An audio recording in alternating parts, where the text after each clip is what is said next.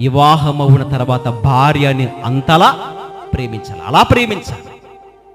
రిబకాని ఇస్సాకు ఎంతగా ప్రేమించాడు తెలుసా? వివాహమైన తర్వాత బిడ్డలు లేకపోతే తన భార్య గొడ్రాలై ఉంటుంటేనంట, ఏవండి నా భార్యకి అంటే నాకు పిల్లలు కావాలని, ఏవండి 40 సంవత్సరాలు వయస్సులో ఉంటున్న వారు మోకాలపై ఉండి, ప్రభువా నా భార్యకి గర్భఫలము కావాలని ఒక ఇస్సాకు ప్రార్థించాడు. తెలుసండి, ఇస్సాకు ప్రార్థించగానే ఆ ప్రార్థన ఖచ్చితంగా ఆలకించాడు. అలాంటి యోగ్యులు అంటే ఎంతగా ప్రేమించి మంచి మనసు కలిగిన భార్య భర్తల బంధం చూడడం ఎలా ఉందో. ఈరోజు అలాంటి బంధాలు లేవేమో అని అనుకోవాలి ప్రియమైన వాళ్ళారా. ఒకవేళ లేకపోతే వాక్యం చేత ఎలా ఉండాలి తెలుసా? ప్రజలు సరిచేయబడిన బిడ్డలుగా ఉండాలి.